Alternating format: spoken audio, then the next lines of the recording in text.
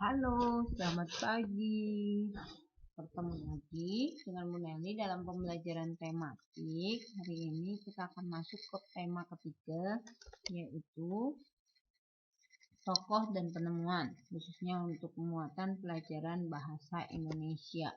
Yang akan kita pelajari adalah teks eksplanasi. Semoga anak-anak bisa mengikuti dengan baik. Jangan lupa anak-anak untuk selalu tetap semangat dan berdoa. Teks eksplanasi merupakan teks yang berisi informasi tentang suatu hal atau fenomena yang terjadi di masyarakat. Teks eksplanasi itu ada teks eksplanasi ilmiah, yaitu teks yang menerangkan suatu proses yang bersifat ilmu pengetahuan alam seperti gejala alam. Teks eksplanasi berfungsi untuk memberikan penjelasan kepada pembaca tentang proses terjadinya sesuatu yang disusun menurut prinsip sebab akibat.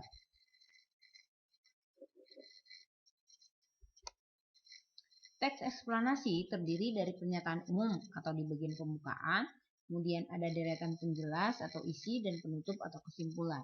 Pernyataan umum berisi informasi singkat tentang apa yang akan dibicarakan atau diinformasikan. Bagian deretan penjelas berisi urutan, uraian, atau penjelasan tentang proses dari peristiwa yang terjadi dan dijelaskan secara bertahap atau berurutan.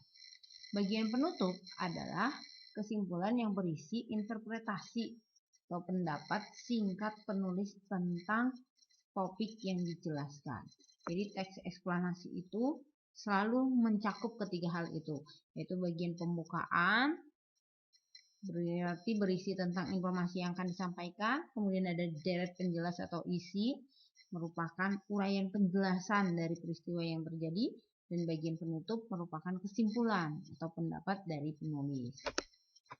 Nah, perhatikan contoh bacaan berikut ini. Thomas Alva Edison, sang penemu bola lampu pijar. Pernahkah terbayang olehmu hidup tanpa penerangan? Setelah matahari terbenam, tentu akan sulit melakukan kegiatan di luar rumah karena lingkungan yang gelap gulita. Kegiatan di dalam rumah mungkin juga terbatas. Kita patut mensyukuri salah satu penemuan besar yang mengubah dunia. Penemuan bola lampu pijar oleh Thomas Alva Edison. Thomas Alva Edison lahir di Milan, Ohio pada tanggal 11 Februari 1847. Ia tidak pernah menyelesaikan pendidikan resmi di sekolah. Ia hanya sempat bersekolah selama 3 bulan. Edison diajar oleh ibunya di rumah. Walaupun tidak mengikuti pendidikan formal, terlihat bahwa Edison memiliki rasa ingin tahu yang sangat tinggi. Di usia 11 tahun, Edison sudah dapat membuat telegraf sederhana. Di usia 12 tahun, ia memanfaatkan waktu luangnya untuk membaca literatur dan melakukan berbagai percobaan. Pada tahun 1861, ia dapat mencetak koran. Koran terbitannya Weekly Herald, laris terjual. Ia melihat dunia butuh penerangan. Ia menghabiskan waktu selama 2 tahun serta dana yang cukup besar untuk pengembangan penemuannya. Melalui kerja kerasnya pada tanggal 21 Oktober 1879, lahir lampu pijar listrik pertama yang dapat menyala selama 40 jam. Kegigihan Thomas Alva Edison memberikan hal baru bagi dunia. Rasa ingin tahunya yang tinggi dan sikap pantang menyerahnya mampu mengubah dunia menjadi lebih baik. Nah, coba anak-anak perhatikan dari bacaan yang sudah Ibu bacakan. Berarti terdapat 4 paragraf. Jika kita perhatikan merupakan salah satu paragraf atau teks eksplanasi ilmiah. Nah, identifikasi informasi pada teks eksplanasi di atas. Tulis informasinya dalam grafik berikut. Paragraf pertama berisi tentang masalah, apa yang dibahas pada teks di atas. Yang kedua, deret penjelas, siapakah Thomas Alva Edison? Yang ketiga masih deret penjelas, yaitu bagaimana Thomas Alva Edison menemukan bola lampu pijar. Dan yang keempat, paragraf 4 berisi kesimpulan, dan pesan atau pendapat pribadi penulis. Apa yang dapat kamu simpulkan tentang sikap Thomas Alva Edison? Jadi ini nanti untuk anak-anak identifikasi dari bacaan tersebut.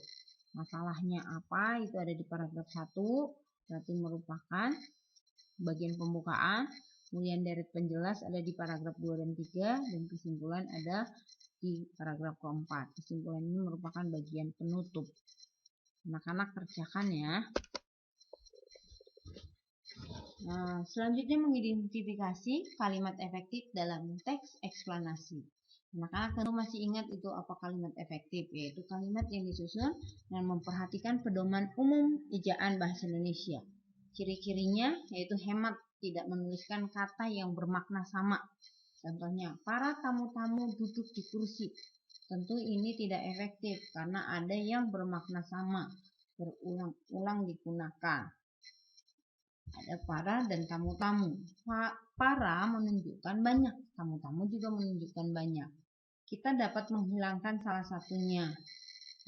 Jika kita menghilangkan para, berarti akan menjadi efektif jika ditulis tamu-tamu duduk di kursi. Atau salah satu kata tamunya dibuang, sehingga menjadi para tamu duduk di kursi.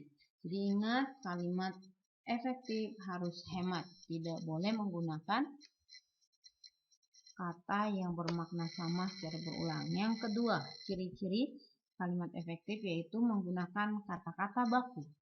Kata-kata baku adalah kosakata yang penulisannya telah disesuaikan dengan pedoman umum ejaan bahasa Indonesia.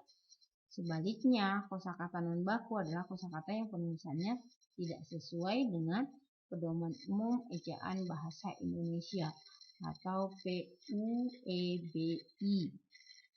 Yang ketiga, terdiri atas struktur kalimat yang berurutan dan bermakna logis. Keempat, sesuai dengan kaidah tata bahasa, baik itu ejaan maupun tanda bacanya. Yang kelima, itu memenuhi syarat-syarat, yaitu kalimat harus lengkap, logis, singkat, dan jelas. Singkatnya tadi sudah, sekarang kalimat lengkap itu artinya kalimat efektif yang sekurang-kurangnya memiliki unsur subjek dan predikat. Sedangkan unsur kalimat lengkap seharusnya ada subjek, predikat, objek, pelengkap, dan keterangan. Jadi kalau sudah memiliki subjek dan predikat, itu sudah merupakan bagian kalimat efektif. Jadi minimal harus punya subjek dan predikat. Kalimat efektif tersusun secara sistematis dan mudah dipahami. Sistematis itu artinya berurut. Contohnya, adik memberikan banyak uang-uang kepada pengemis itu. Ini pasti tidak efektif karena ada kata berulang, yaitu banyak uang-uang. Seharusnya uangnya dibuang salah satu katanya. Jadi adik memberikan banyak uang kepada pengemis itu. Coba diperhatikan kalimat di bawah ini. Manakah kalimat yang efektif? A. Komang membeli. B. Komang membeli roti. Atau yang C-nya, Komang membeli roti di warung. Tentu yang kalimat efektif itu adalah yang C. Yang A itu hanya terdiri dari subjek dan predikat tanpa ada objeknya. Kalau yang B sudah memiliki subjek, predikat, dan objek. Yang C itu ada subjek, predikat, objek, dan keterangan. Jadi yang paling efektif itu adalah yang C. Nah, dalam pembelajaran tema 3 ini, itu yang akan kita temukan yaitu teks eksplanasi. Dan dalam membuat teks eksplanasi harus memperhatikan kalimat efektif itu. Semoga dengan penjelasan yang Ibu berikan pada saat ini, anak-anak semakin paham dan bisa menggunakan kalimat-kalimat yang efektif tersebut dalam hal-hal atau forum-forum yang formal seperti di sekolah. Pada saat ulangan, anak-anak sudah menggunakan kalimat yang efektif. Dan Semoga apa yang Ibu sampaikan bermanfaat. Selamat belajar, selamat berlatih. Tuhan Yesus memberkati.